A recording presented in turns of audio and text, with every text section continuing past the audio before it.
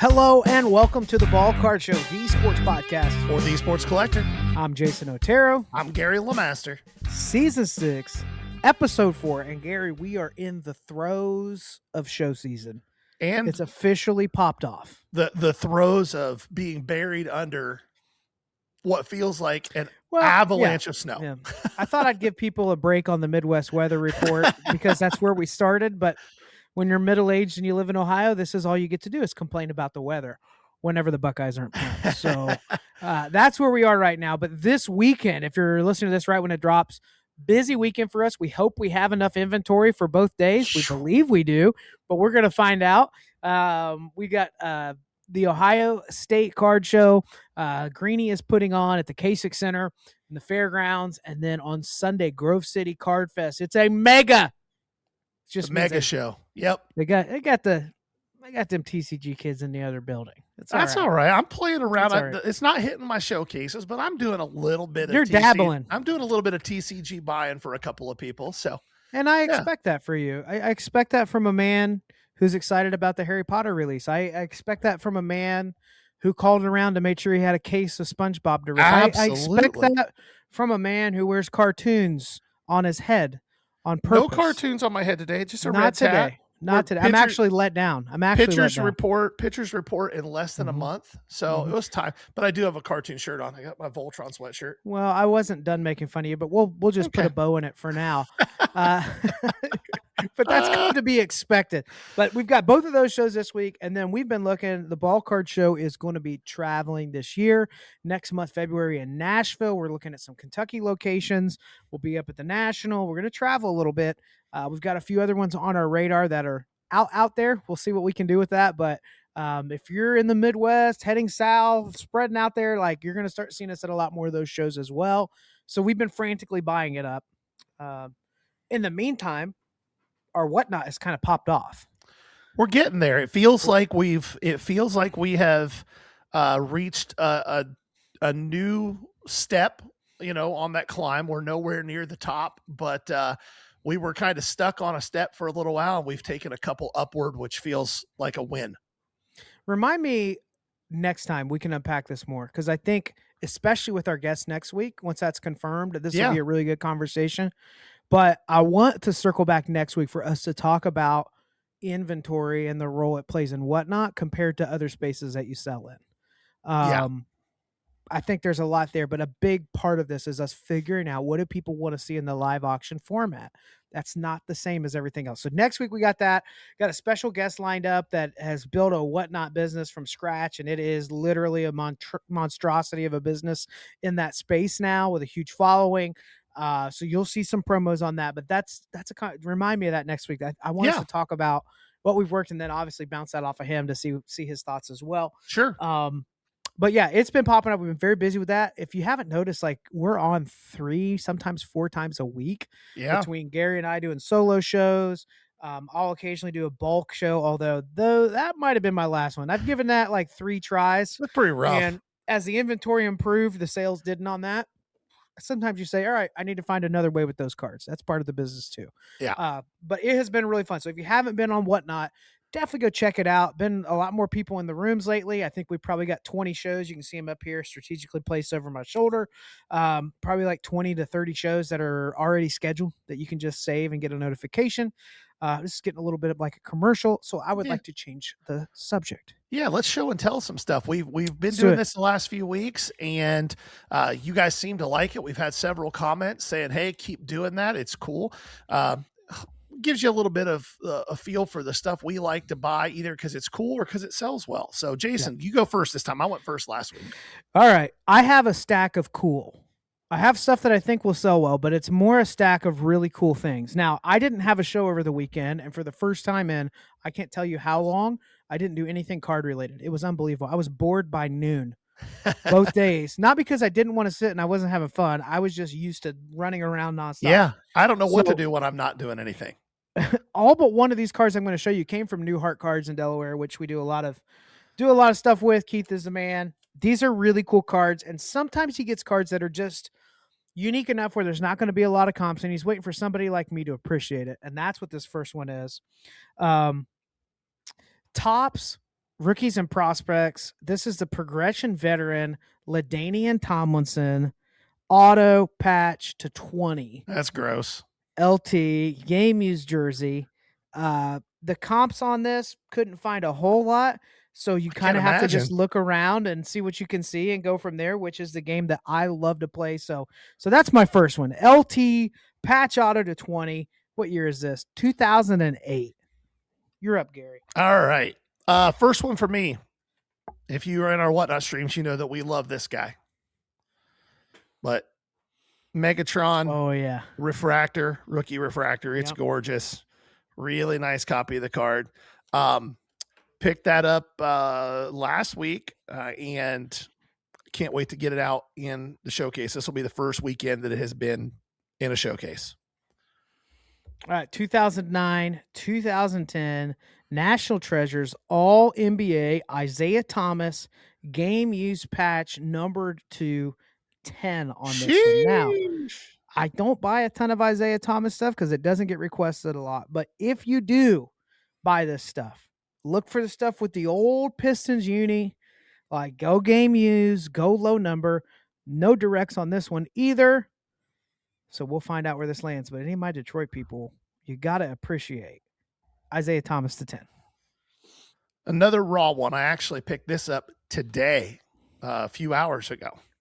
I like it raw. One of the most iconic. Hey, Gary, you know that song? No. You don't? Should I know that song? Yeah, it's okay. Okay, it's all right. I don't. Wu-Tang? I don't know a ton of Wu-Tang. Sorry, it wasn't my jam back in the 90s. I think it was a solo. Anyway, go ahead. One of the more iconic insert sets, the Fleer Ultra Scoring Kings, Shaquille O'Neal. It's not the MJ, but it's a very nice copy of this card. And I haven't had one for a while. I think I've had one or two ever, but I picked that one up today. All right. Pick this one up today too. Team Pinnacle.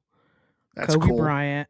Die cut. This is the Team Pinnacle with LeBron on the back, and it's numbered to 99. Nice. Some really goofy comps recently on this, even on an 8, but you have some other ones lower. So sometimes you got to be careful. There are cards like this where you'll see that one most recent comp and get too excited. It could have been on eBay for 3 years and the one person finally. So you just got to be careful with that. Yep. But this is the type of thing that I'll grab because I know this. Like we get asked about this all the time. Change the subject a little bit, but you would agree, Gary.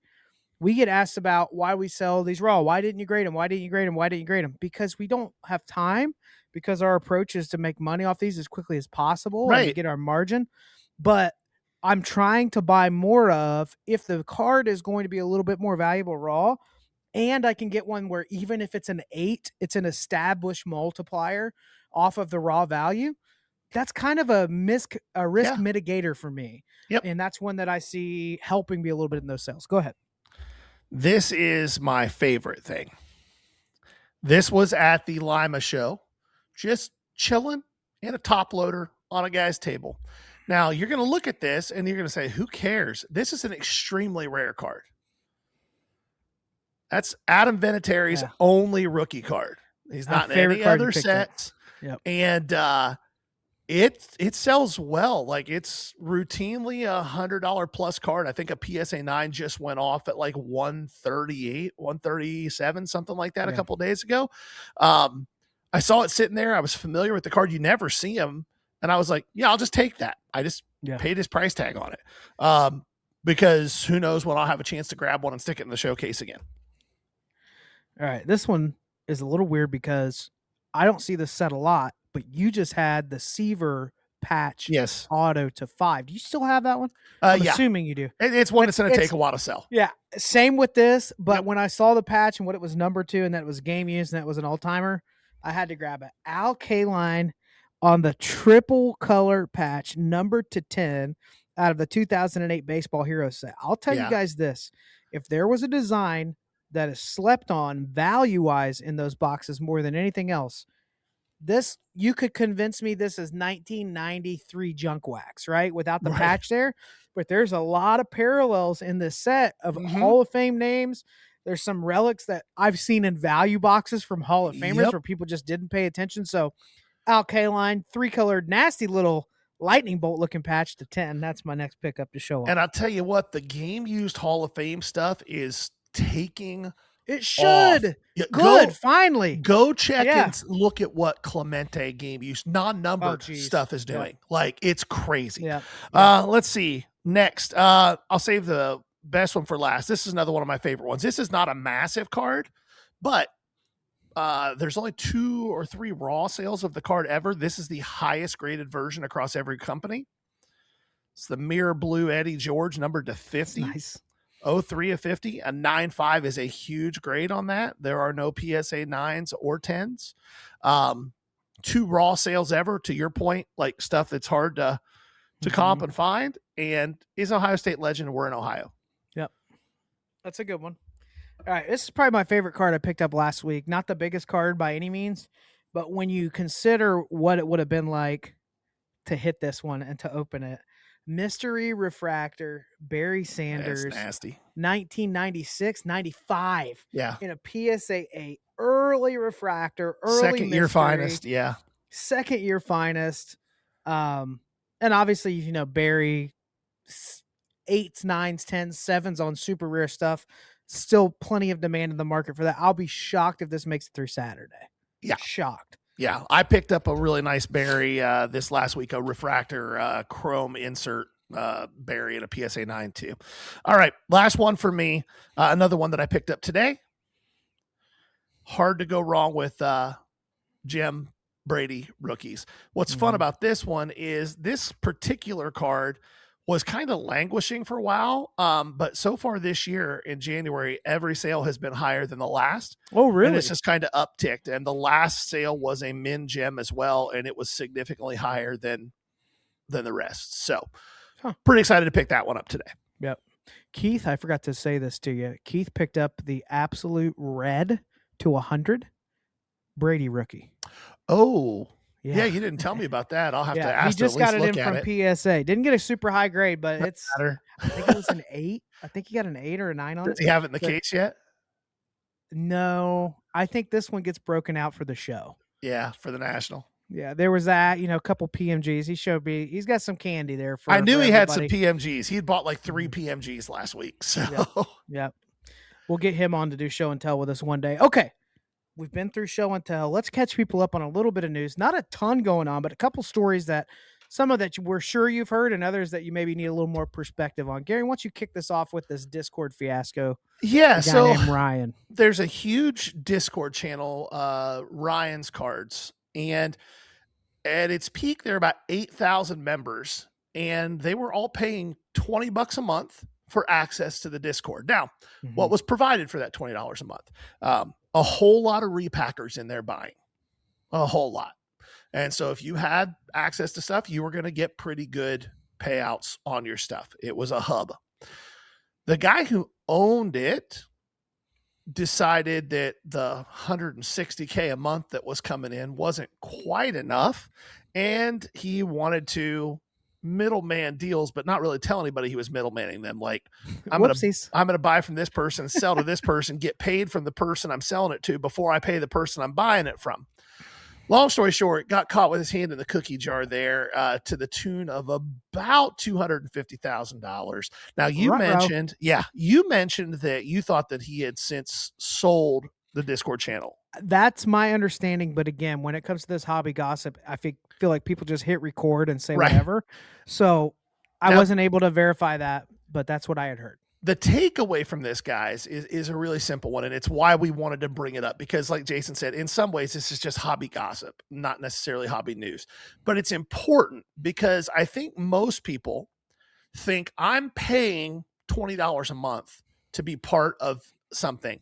And I think there is, at a minimum, a perception of protection in that, that I'm paying, so this must be a safe place with verified people.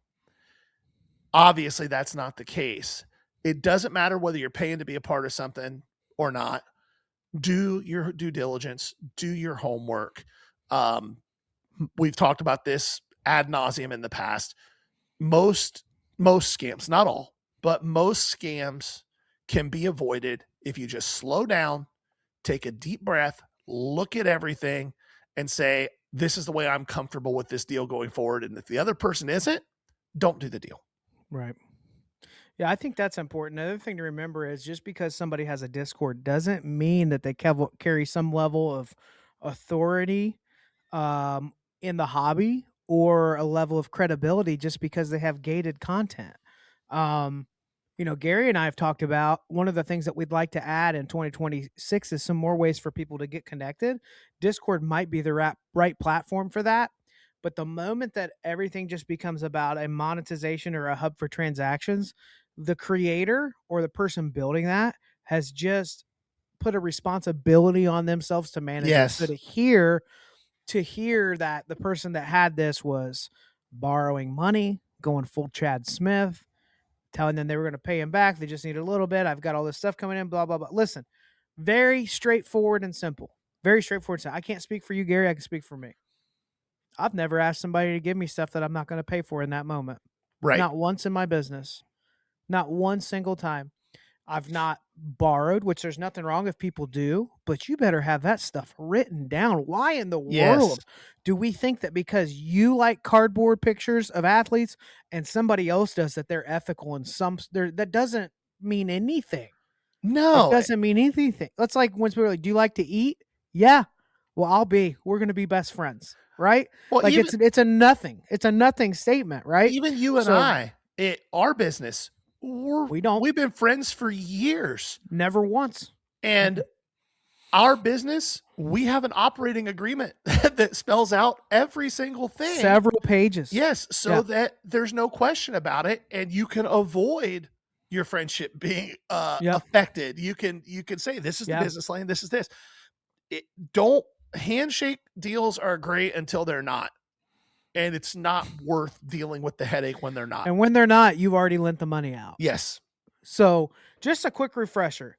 If you're doing a Discord and you see value in the traffic that group provides, that you're able to make some transactions. Like for me, if I felt like this was a viable vehicle for me to move a huge chunk of inventory, there's really strong buyers, that's a no-brainer to me because just in PayPal fees alone, throughout like a month of shows, like it's going to pay for itself. All right. So, but the moment that people are asking for money or trying to create new ways to generate revenue inside this protected space, you need to be concerned. You should be cautious. You should consider leaving. You should end the subscription. You should ask questions. So quick reminder, just make sure there's value there. Like I know one that's paid that we've mentioned before, Gordy Bonker, Bonker's Cards Club.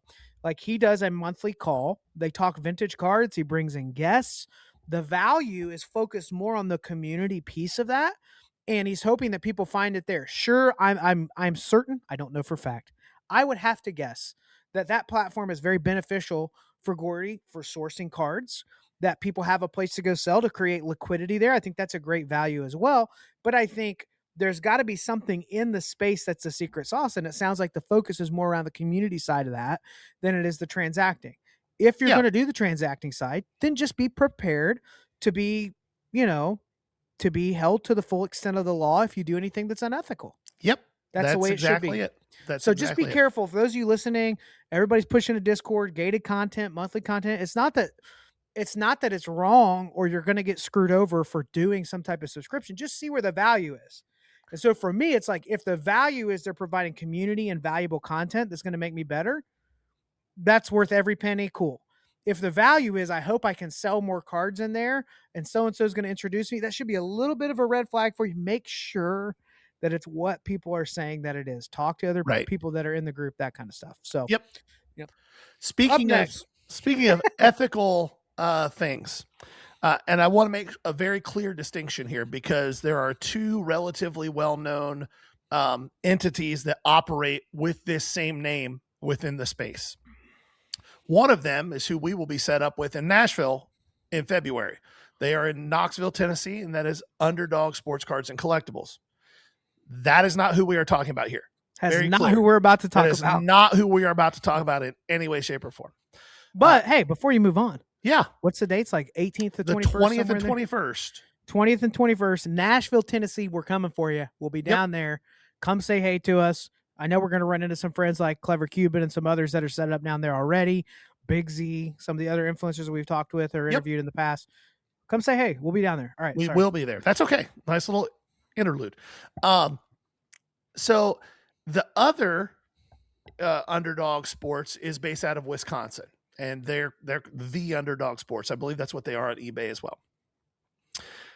We're going to be talking about them today. The owner is a person by the name of Jason Metz. I believe with about 80% certitude that Jason is relatively new to the business side of the hobby since COVID. Like, this is not somebody who's been around on the business side of this for 20 years. But I do believe he's been successful in other entrepreneurial endeavors and brought some cash into the space and has succeeded for the most part. And over the last week, some things have come unraveled. The first thing that happened, you may have seen the video he posted where he did a trade with a young collector by the name of Jose Jr. Now, within that video, there was no acknowledgement that the deal was actually negotiated with Jose Sr., which it was. Jose Sr. has confirmed that. Jose Sr. and Jose Jr. have confirmed that they were very happy with the way this deal shook out, mostly because they already had a buyer for the card that they were trading for.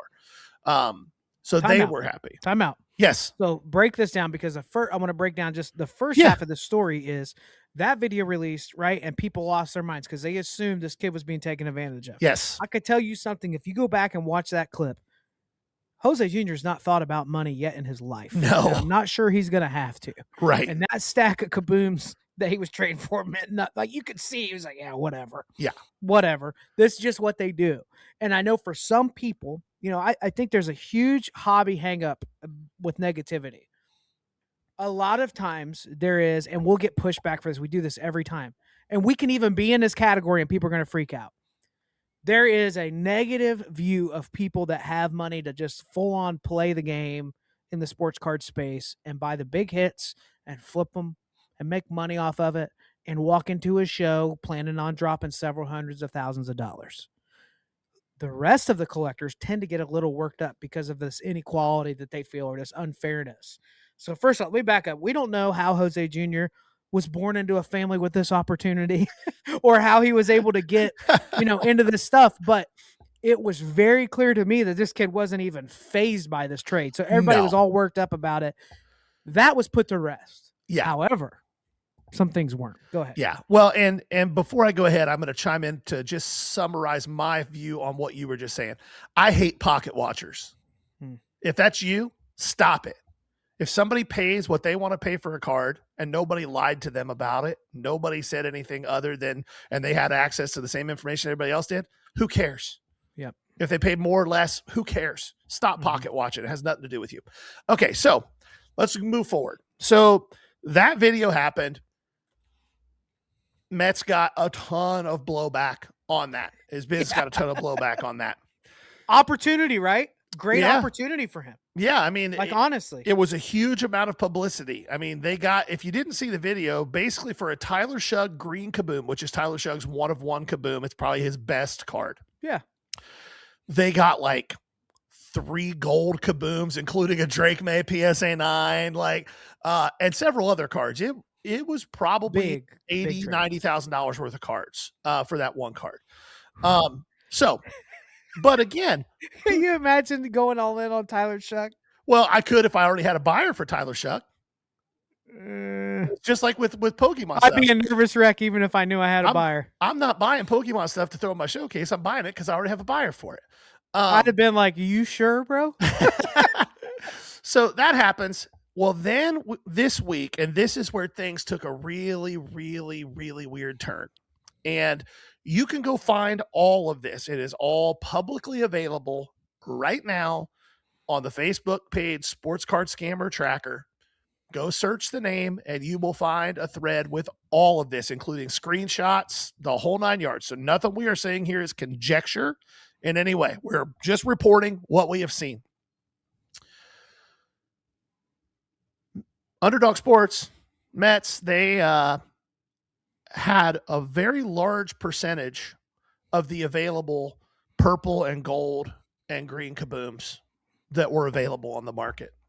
Like all players, or all players. They just had a large percentage of them. I mean, I think the purples are to 7. Was that this year? Something, yeah, that's a new thing this year. And then you've got your golds. Obviously, the greens are the one of ones. And they put a bunch of them up on auction at once.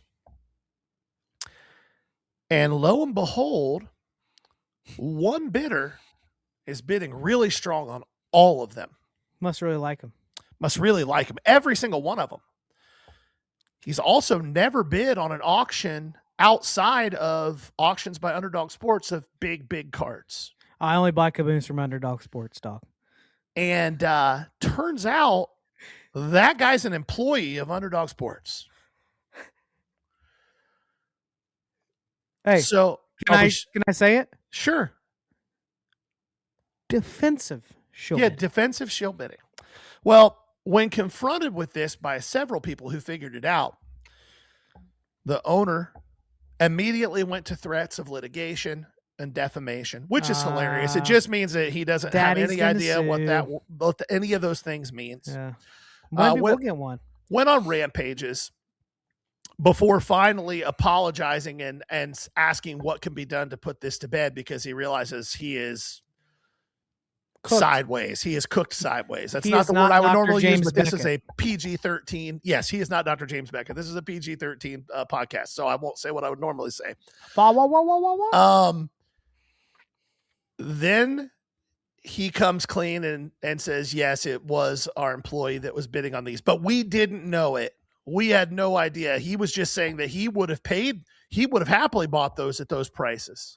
Yeah, somebody watched the whole Beckett interview, didn't they? It sounds just like it. But just more evidence that the super high end side of this market, because there's so few cards and so few players in the hobby, not players on the field, but like people in the hobby who operate in that space. Yes. It can be so easily manipulated.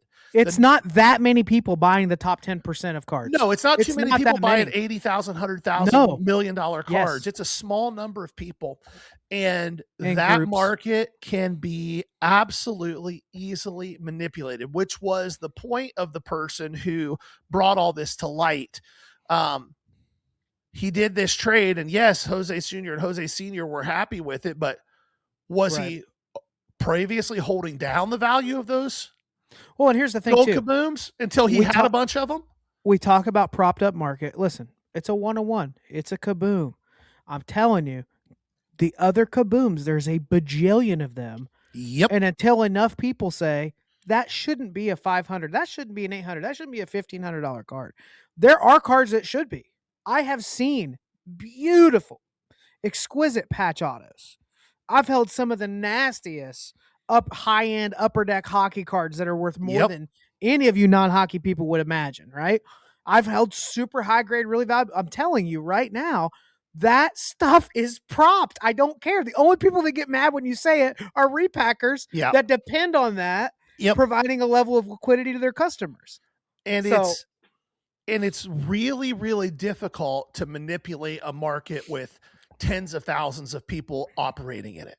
Yeah. It's very easy to manipulate a market with tens of people operating in it. Yeah. And that's just the reality of it. Let me jump in here. Yeah. I don't know if you've noticed this, but anybody listening, pay attention to this. One thing that I've noticed, you just said 10 people operating within it. Tens, but yeah. But hear me out. Yeah. Something has changed in the last 6 months or so.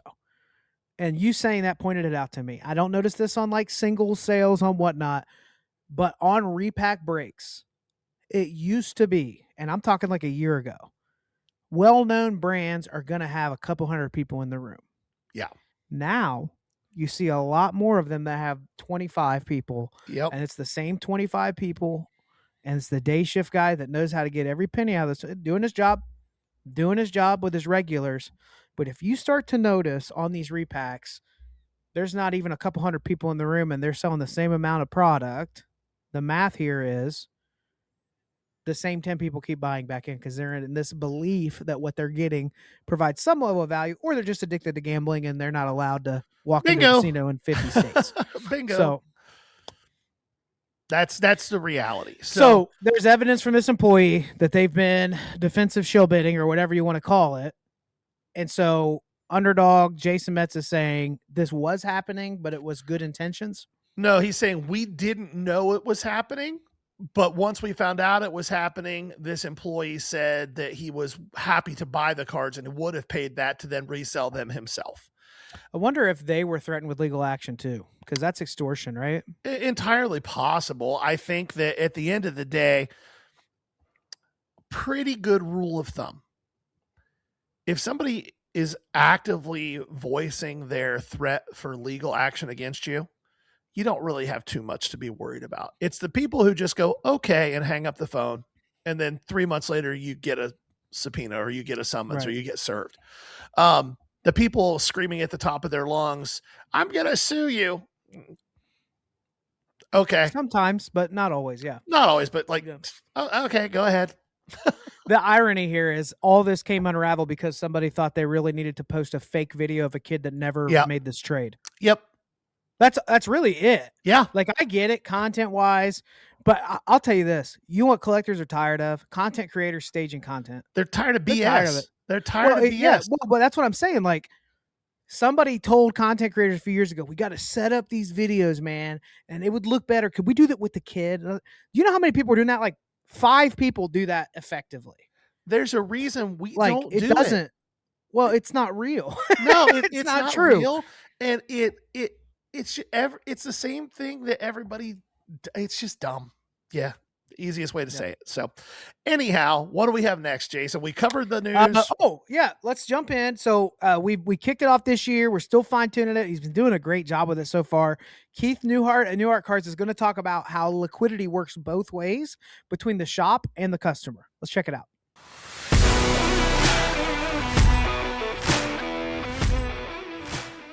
Hi, this is Keith Neuhart of Neuhart Cards, and this is Shop Talk. Today we're going to talk about liquidity.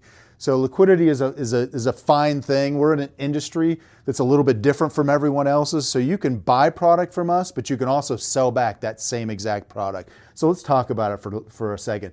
If you have cards, card shops provide liquidity. You can't go to Walmart and sell back your cards. You can't go to Dick's, honestly, yet and sell your cards. So come into the local card shop. What are you going to have? We always ask, you come at least a little bit prepared when you bring your cards to us. You bring us a stack of 4 or 5 cards. The first thing we're going to ask you, what do you want for these cards, right? We're going to put it back to you so you can do a little bit of research. If you have no idea, obviously we'll help. If your comps are wrong, our comps are wrong, we'll do a little bit of help. But we also buy 2, 3, 4 rows, carloads of stuff. So we always ask our customers, and the same with at a card show, hey, where do you want to start? What's your starting point, your number? We try to get you there. So on the other side of that, you guys also provide us with liquidity. So let's talk about the supply chain here for a minute. So Topps right now, Fanatics, they charge us about 2 to 3 weeks before new products hit. So Topps Series 1 Baseball 2026 is a mid-February product. They have charged us already about a week ago. So we're about 3 weeks out that we had to cover that cost, so we're not going to recoup for a few weeks. Distributors on that side, so that's a little bit different. That's why we're all kind of going to miss distributors a little bit, is they charge us the day that it ships. So again, that provides us just with a little bit more liquidity because we can manage our money a little bit. So as you come in and you buy hobby boxes, you buy singles from us, you provide us with liquidity as well because we use that then to recirculate that money, go back in, buy new product, buy hobby boxes, buy retail, buy singles. So, it's a two-way street, and that's what we really love about this hobby. And again, that's not just as a shop, but that is also at your show. Your dealers need new products. So as you bring them new product, you sell them. Now you get cash to spend that money in the shows. So it keeps the ball rolling. It makes this hobby what it is today. So again, Keith Neuhart, Delaware, Ohio, Neuhart Cards, and this is Shop Talk. All right, thanks, Keith. Appreciate that.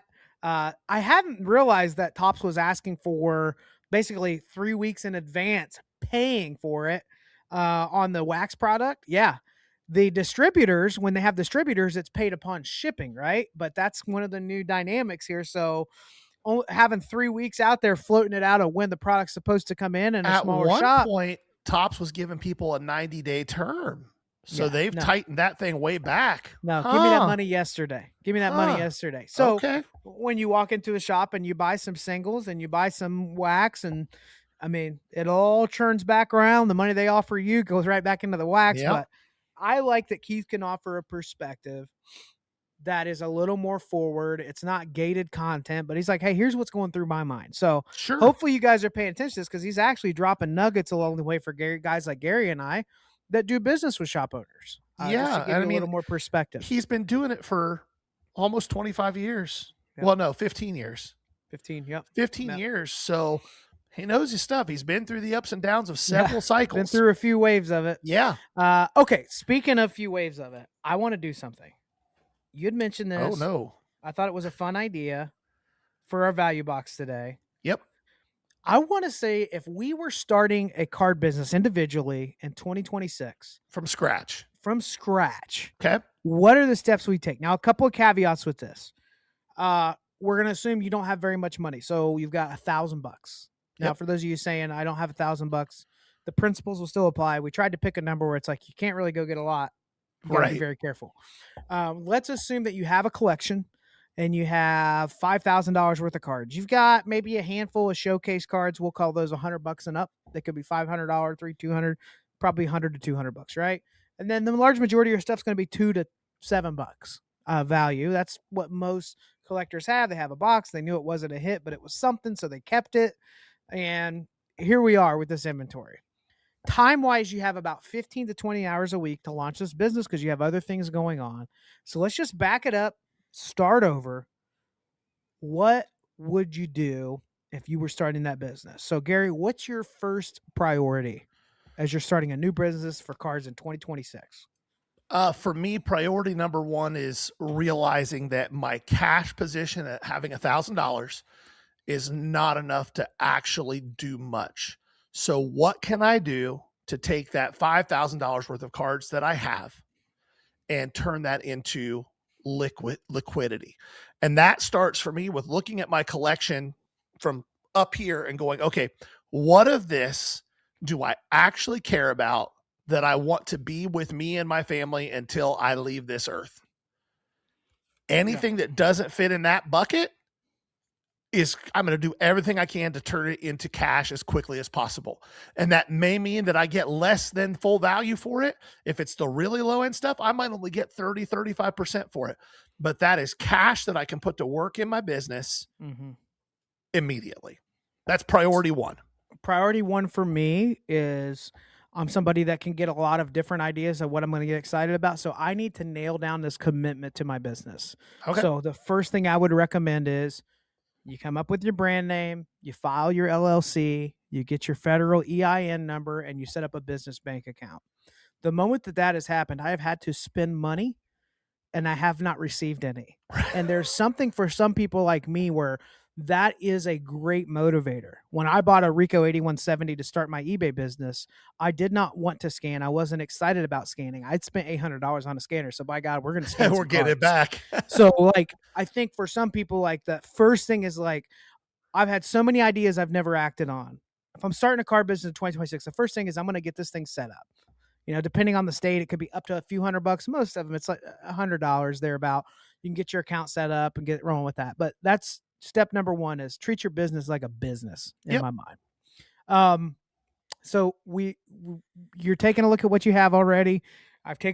Let's assume I've taken a look at my collection. You've set up a business account. Where are you going to start now? You got to sell some cards, dude. You got to buy some cards. What are you going to do? Well, for me, again, first priority is selling more than buying because I need more cash. So you need to decide whether you're the type of person who is more comfortable not doing face-to-face deals. If you're more comfortable selling on eBay, selling on Collex, selling on Facebook, doing claim sales, shipping stuff out, if you are not a people person, then you got to decide where you're going to sell your cards. For me, I'm not necessarily, Jason will laugh when I say this, but he'll understand. I'm not necessarily a people person, but boy, do I love shows.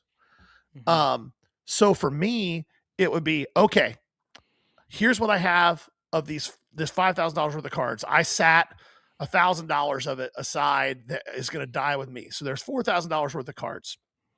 Now I got to turn these into cash. I'm going to build a $1 box. I'm going to build a $2 box, and I'm going to build a prices marked box. And I'm going to start calling my local shows that I go to and saying, hey, how much does it cost for a table? Let me set up. That's just running value boxes. I'm just going to run value boxes off the rip and know that I've got that $1,000, or in your case, $900 because you set up your LLC as stuff walks up to the table. But I'm going to be super conservative with what I spend that money on because I need a war chest. I need more capital. Why do you feel like you need the war chest to grow your business? Because it gives you the flexibility to take some chances. If I've only got $900 and a really great opportunity to buy a $1,200 or $1,300 card comes up and I can buy it for $900, once I buy it, everything is now paused. Everything has come to a complete grinding halt until it sells or until a bunch of other stuff sells. That's why. So for those very same reasons, I would take a different approach. Okay. I like this. So for me, I would think in two different categories. What can I sell quickly, and where is the parked value on my cards? Those are two filters I have. And probably I have this filter because I've done a lot of low end stuff. So this part of the business is a very familiar situation to me. There are many beneficial ways to do this. Gary's having some success building out some 2 and 3 row boxes of lots of low end stuff and saying, here's the percentage of $5 cards. Here's the percentage of $2 cards. Here's the percentage of whatever, right? And make an offer on the box, and people are giving him great offers. So you can build out lots. I know people that do, they don't have much time, but they throw up a few lots on Facebook. They sell 2 or 3 of them a week, make $100, whatever. But I would look at what is parked and what moves quickly. So when I go through the collection, who are the best names that I have in here of people that are collectible? Even if I didn't know that much about the space, are there some Mike Trouts, right? And what's a name I'm familiar with? LeBron, right? Steph Curry. Like, look through any of the major stars, I'd separate those out. Look up your values, figure where you're at. But I'm going to have 2 buckets. The first one is going to be my low end, moving that and buying it. And the other piece of that for me is going to be the higher velocity sales. So I might pay a stronger percentage. I'm not getting these for 10 cents on the dollar, but I'm going to be getting cards that I think I can sell pretty quick. So separating what I have there, and then I want to build a strategy on sourcing that type of stuff and this type of stuff. I'm a big believer in, from day one, diversifying the streams of income. The reason for that is I think it helps you avoid the risk of, I've got too much in this card until something happens I can't. Like, you have to have the other things moving as well. Yep. So similar approach there. But I'm going to be thinking, I'm not as afraid of having $300 in my pocket, but all of my cards either up on eBay or out at a table, or because I think the market talks to me and teaches me very quickly. People vote with their dollars what they're going to do or not do with it. Yeah. So that was kind of the first one there. Let's talk a little bit more about a priority or a focus. Okay. So you had mentioned niching down. One of the ways we wrote that down was, if you had to niche down tomorrow, what do you know well enough to focus on? Meaning, if I had to start a business, but I could only pick one lane within sports cards, what would it be? Yes. And so, have you asked yourself that question, Gary? Yeah, and for the longest time, it's what I did when I first started doing shows, and when you started doing shows with me. What did people know me for? Bowman, yes, weird baseball. I was the guy with Bowman and weird baseball stuff, because that's what I knew the best. It's what I could buy without looking up comps a lot of times. It's what I could dig through value boxes and find and know what I was looking at and mitigate my risk. The less you know about something, the more risk there is inherent in spending your money on it. So figure out what you know. That doesn't mean that that's forever what you have to do. Now I do everything. I even mess with hockey a little bit, but for a long time, I would say at least 60 to 70% of my inventory was baseball and Bowman. And, obviously we would say, oh, you should niche down once you know. You're not going to know right away. You're not going to know right away what you're excelling in. There's going to be something you think you understand really well, but you never sell them. Yeah. And there's a reason. You don't understand it that well. You don't know the players of that market as well as you thought you did, right? So you're going to have to listen to the market feedback if you're set up at a show or if you're selling on eBay. Why do none of these sell, but all of these do sell? Make a mental note of that. You can't afford to do that over and over and over, but with the collection that you started with and the names that you pulled out there, like these should sell quickly, or any of those not, and why? Niching down for me, I would have a hard time answering that right now. What would you say for me if I had to pick a lane, Gary? It's a tough one. I mean, if you had to pick a lane right now, I think you would probably gravitate toward weird 90s, 2000s stuff, or you would just go all in on vintage. One of the two. Because I was going to say vintage too. It is a learning curve, but if I was starting completely over with $1,000, I can do some damage. $1,000 on raw vintage. Yeah.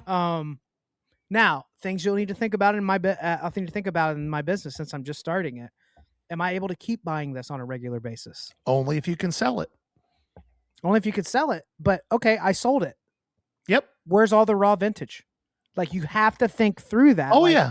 Is this something that's going to be accessible to me? How hard is it going to be to buy this again? Or is this I've niched down so much that it's going to be a year before I have the opportunity to get into the type of margins?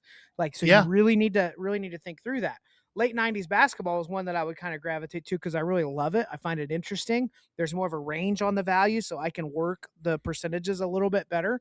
But that stuff's hard to find on a regular basis, right? Unless I don't care what name it is. Yeah. So niching down something to consider, but you should at least be asking yourself, what do I know really well if I had to depend on one thing? Let's talk sourcing, Gary. Yep. So you've got to go buy some cards. There's two approaches. I'll jump in with mine and then I'll let you go on yours. Sure. For a minute there. There's two approaches I would take. I would give you a challenge if it was you and I'm coaching you. I would say this. I'd say, do you ever get on Whatnot? Blah blah blah. Yeah. Your new thing for your 15 to 20 hours when you're not doing anything else, you're gonna have Whatnot on in the background, and you're gonna only buy cards that you believe you're getting at 50% or better. And it's gonna happen 10 times a week, maybe, if you have that thing on for 5 hours. But what you're going to learn is what to look for in rooms where stuff has a little bit of value and you have the opportunity to get a tremendous deal on it. And the people selling that card aren't going to beat you up about it, try to cancel orders, any of that kind of stuff. There are so many ways to source on this, do retail arbitrage with live selling. I'm just giving Whatnot as an example. eBay Live has popped up.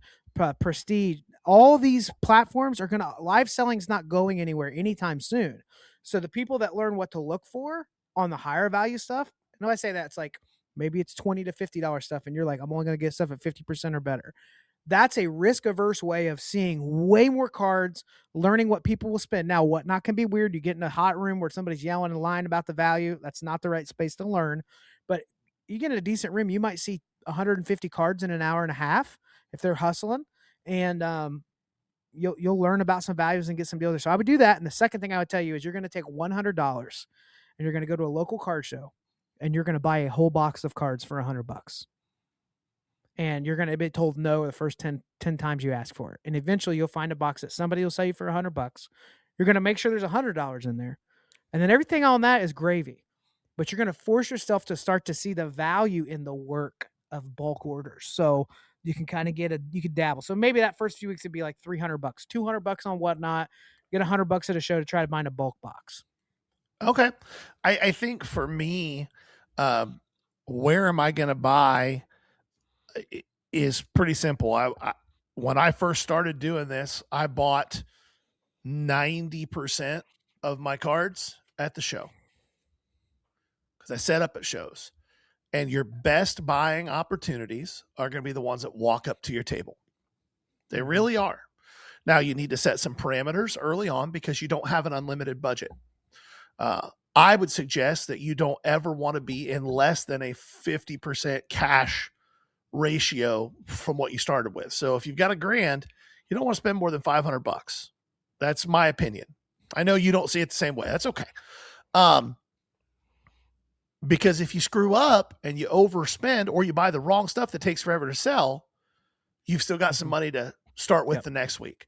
But I did 90% of my buying as stuff that walked up to the table at shows. And there is for the most part, now here in Ohio, it's a little different, but even here, it's still there. People get it. Most people who walk up to your table and say, hey, are you buying?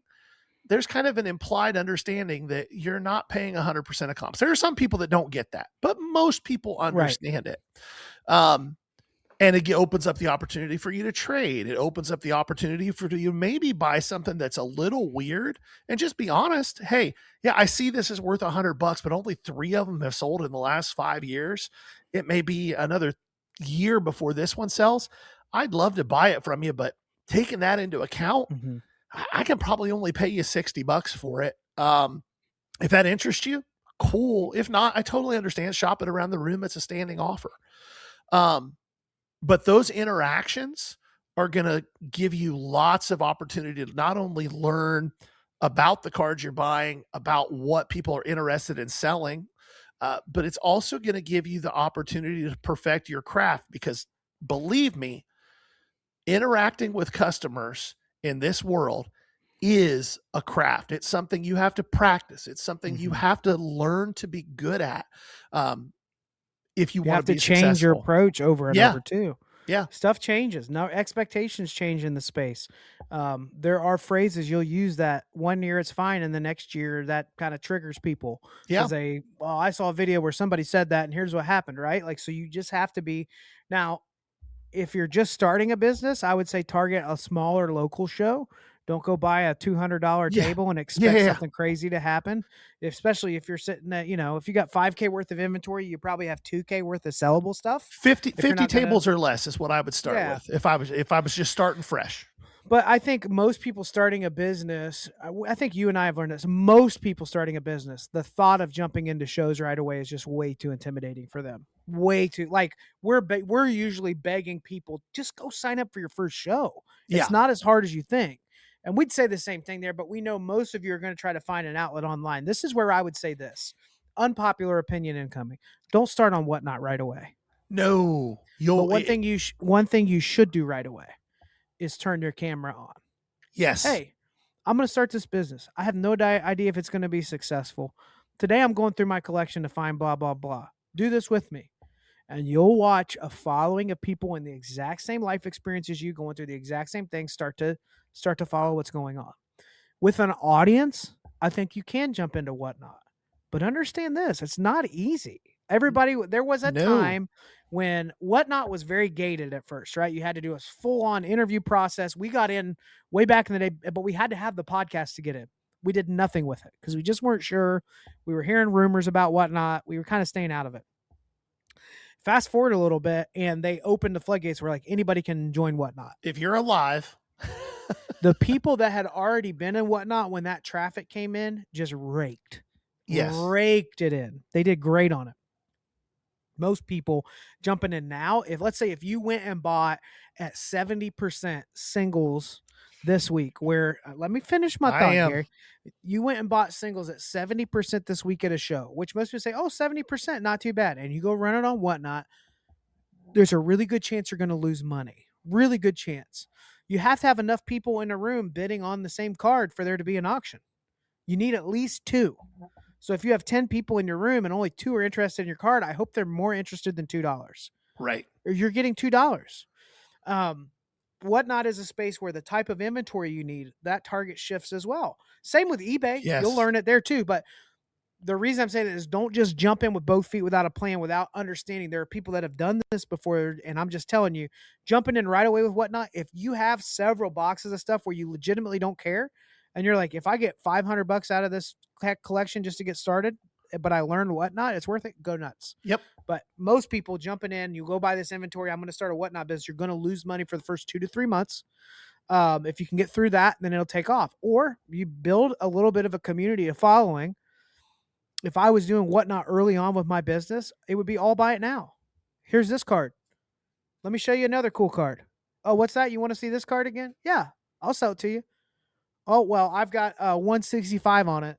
I'll be willing to split the fees with you. So I'd come to like 175. And if I sold 2 cards in a show, it's my stuff's still here. I didn't get cooked. I'm Right. establishing a brand on whatnot. So there's ways to do it. Turn the camera on, even if you're not going to publish anything right away. Get in the practice of telling your story and putting yourself out there, because like it or not, you better market the crap out of whatever you have going on in sports cards if you want to do a business with it. I think all the time, and I know you do too, of where we would be right now if we had turned the cameras on 5 years ago instead of 1 year ago. Yeah. Less experience, but a lot further down the road. Yeah. Just a reality. Yeah. Just a reality. Okay. Other thoughts. First, you got $1,000 first year in business. One of them will be like, what are your expectations at the end of the year? What are you expecting? If you started with $1,000, how much of so let's say you started with that, and how much inventory are you expecting to sell on a regular basis? So Gary, do you mind? Don't do your Gary math here. Let's do some across the board. You did 10 shows. Some of them were bigger than others, local shows mixed in there. On average, on a weekly 1-day show. Yep. What percentage, if you had to, because it's pretty close for me. I want to see what yours is. When I first started, what percentage of let's say that you're 6 months in. Okay. What percentage of your inventory do you think you would sell on a regular basis? You're probably a couple times a month at that point, but at a show, let's even say now, what percentage? My goal has always been 25%. That would be a really good show, right? Yeah, that's always the goal. Yeah. I'd say that right now it's usually somewhere between 20 and sometimes 30, 35%, rarely more than that. Yeah. And if that happens, there's a good chance somebody came through that was set up ahead of time. Yeah. They knew what they were looking for. Cleared they had a stack of $5,000 worth of stuff right away. So, but just do that math. So let's say that you were starting for the first time and 20% was a good number. If 25 is a goal, 15%, 20, whatever number you want. So what are your margins on those cards? If we're telling you that 70% buys are decent and you could do a net 20 with all expenses, travel and all that rolled in there, how many cards do you need to make the $30,000 of spending money, right? You got to reverse engineer this thing. That's the key. If I want to do this, how many singles do I need to sell at X percentage before I've experienced that? Because what happens is people jump in, they go through numbers 3 months later, knowing that they've sold thousands of dollars worth of cards, and they don't have much money, and they're confused. And it's because those margins, that's it. Yeah. That is it. And those are the margins. It's most people I know try to set goals, but where most people fail is if you set a goal without understanding the path it takes to get there, the goal doesn't matter. And that's why the reverse engineering process is so important. It's also why it's so important to divorce yourself from the emotional connection to the hobby that you may or may not have. Your favorite player may be, let me try to think of somebody that I think should sell for more than they do and sell faster than. You may be a huge Baltimore Orioles fan, and you may be a big Cal Ripken Jr. fan. And you may not understand why Cal Ripken Jr. just doesn't sell as often. You think he should, and you just keep buying him. And all of a sudden, you've got 7 Cal Ripken autos sitting in your showcase. Yeah. You've got a bunch of money parked, and you passed on opportunities to buy Steph Curry because you don't like Steph Curry as much. You got to divorce yourself from that thought process. And like Jason said, it's all math at the end of the day. Yeah. If you want to make $100,000 a year in net profit, and you can carry on average a 20% margin when it's all said and done, which is I think a fair, attainable number. It's not easy, but it's attainable. That means that you need to sell probably $600,000 worth of cards this year to account for expenses and everything else. So that's a lot of cards, guys. It's a lot of cards. And what does that look like? How are you going to make that happen? Don't set an unrealistic goal for yourself. If you're just starting out and you're not full-time, your goal, in my opinion, might need to be, I think I can net $20,000 this year. You can reverse engineer $20,000 and probably get there with value boxes in one showcase. Yeah, one of the things I wanted to add in too was while you're starting your business, sell what you have. Yes. Work through that, because what you would buy week 1 at a show, if somebody said they're selling to you at 50%, and what you will buy at week 8 after having had to sell some of your cards, you will watch yourself get a lot more picky. You will learn that there's a lot of people full of crap that'll look you right in the eyes, directly lie to you because they overpaid for a card. There are people that have no clue what they're talking about. This is just where they like to drink coffee on Saturday mornings, and they've set up there for 20 years, and they love cards. They're going to keep doing it. You have to be the expert. Nobody will do it for you. Gary and I have bad purchase after bad purchase to prove this point. Yes. Like, this is how we learned it. So I would say start. We said this a year ago in one of our podcasts. Start with what you have. Yes. But let's spend some time on that before you say, well, I need to go buy this, and this. Well, that was why my priority 1 was, how do I turn this into liquidity? Because I'm going to need the liquidity. You're going to need it. You're going to have to learn how to sell it. And I think starting with whatever you have is key with it.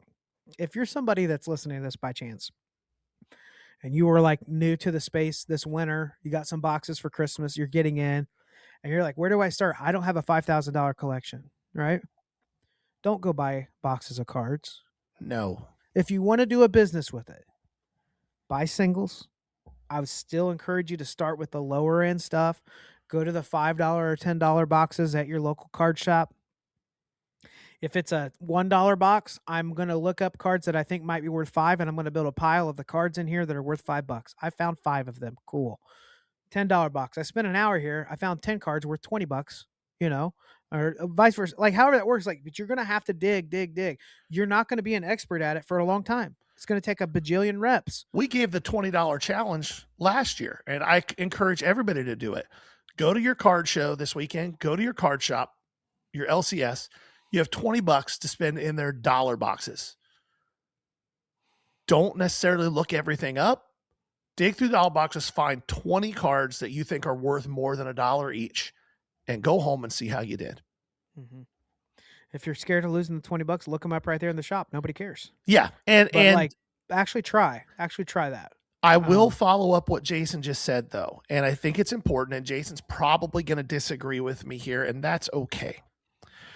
If you're pretty new to this space and you maybe got some boxes over Christmas and you're excited, you reliving your childhood and this is fun, and you're not close to ready to try to turn this into a business yet, you need to spend some time learning this space and understanding the product cycles and understanding what sells and what doesn't before you even think about this being a business. In my opinion, it'd be like spending 1 week at HVAC school and then opening shop, buying a van, opening shop, and going out to fix people's HVAC units. You're just not completely. It's completely different. There's no level of expertise needed to have a card business, but to have there's successful one there is. Yes. Yeah. So I couldn't disagree with you more. I think the best way for somebody that's new to get in is to just jump in and do it. But I think with that is, don't just go into a showcase at a card shop. And I think that's what you're getting at is just because you love it doesn't mean everybody's handing you margin hand over fist. Yeah. Like you're going to have to be really careful but I'm thankful that I took a leap. I'm thankful I didn't know everything. I understood principles of hustling and flipping. You know this, Gary, with houses, with clothing, with yard sales. I'm dangerous. You get me in those situations. I can do well with that. But so some of those things translated. I look now at, and maybe this was the main point of this conversation, I look back now at what I've learned in the last 3 months, the last 6 months, the last 1 year compared to the rest, and just understand that you're only going to learn more and more and more. And what worked 1 minute isn't going to be the thing that carries your business the next day. I don't still do 3,000 card dollar sales on Facebook for a 4-day period, collect payments from people all over the world for $7.49 or whatever, right? Yeah. But there was a time where that was the way that I was cutting my teeth on this space. So find a lane, don't overextend yourself, get started, turn on the camera, get to work, go through the boxes. We will help you. We will help you for free. That's what this is. Hang out with us, shoot us messages, ask us at a show. We will do everything we can to help you. with that business. Your business does not have to be a big deal right away, but we'd hope that you're smart about your approach with it, which is what Gary's saying. Yes. Like opening a couple boxes. Now, if you want to flip the cards you got, that's fine. Sure. I think what bugs Gary is we're in a space where in our 40s, we tell people we sell cards for a living. And it's kind of one of those ones that are like, all right, this guy's unemployed. Right. Okay. This guy. Okay. He never got a job. He's never worked. I think he's done it all these years. And I think there's a little bit of that. So guys like you and I, when we hear somebody say, I'm starting a business, we're gonna be like, what kind of business? How big a business? Is it actually a business? Have you worked as hard as me? Have you been through like that's part of it. But the other part of it, honestly, is that I get tired of seeing people jump into something, get super discouraged and leave the hobby and never come back. They never got to enjoy the cards. Yeah, because it was instantly like, how do I make money with this? Yep. Learn the hobby and find out if you love it. Because the one thing I will tell you is this: if you don't love this, shit, it will bury you and burn you out faster than you can possibly imagine if you're trying to do this as a business. One caveat. If you have like $100,000 that you don't care what happens with it, you want to try, different, then you can do that. But if you've got $100,000 with $1,000 and a $5,000 collection, then you're absolutely right. But if you've got $100,000 and you don't care what you do with it, hit us up. We'll talk. we'll give you points. You'll be we'll give you points. You'll be a happy camper. But we don't need that. We don't depend on it. I think that's kind of the point of it too, is like figure out where you want to start, go through your stuff. And if you're hearing this and you're like, man, it sounds like a lot of work, then we're saying, yes, probably don't mess with it as a business if that's the turn off. Yeah. Because it is work. It is work. It doesn't stop. I mean, Gary knows this.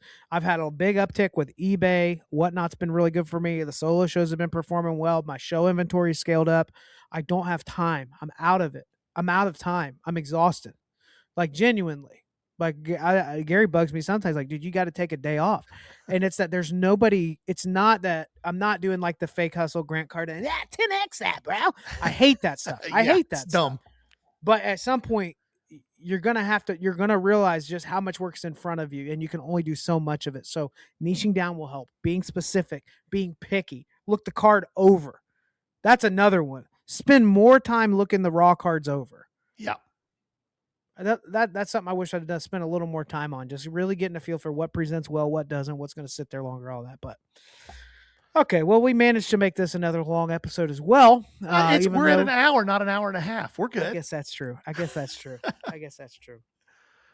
Soon, and within the next few weeks here, we got to get Uncle Terry back on. He's been ever since we told him what we saw with those Desert Storm packs. He was he's not been too happy with us, but we'll get him back. We say what we say and we say what we see, and that's all we can do. Don't forget, we will be this weekend, Greenies at the Ohio State Fairgrounds at the Kasich Center, Sunday at Central Crossing High School for Grove City Card Fest. Next weekend, Xenia, one of our staple monthly shows. Third weekend of the month, Eastgate in February. No, we won't be at Eastgate. We will be at Nashville. We will be at Nashville. Man, we've been wanting to get into Nashville, Vegas. Well, we've been wanting to get into Nashville for so long, and now that it's here, I forget that we're doing that. So, if one of you want to hang out with us and catch up with us, and well, there's a good chance we'll like call it a night at like 6:00. we're old, but just in case, hit us up if you're going to be down in Nashville. I know we're going to run into a few different people there. Yep. Anything else, Gary? We got a bunch of shows coming up. Be sure to check out our Whatnot shows on Sundays at 4:30. This week, we will not have one because we will be at the Grove City show, but we'll be back Super Bowl Sunday with a fun one for you at 4:30. Yep. Anything else? I think that's it. You know what to say. This has been the Ballcard Show, the sports podcast. For the sports collector. Bye now. Peace.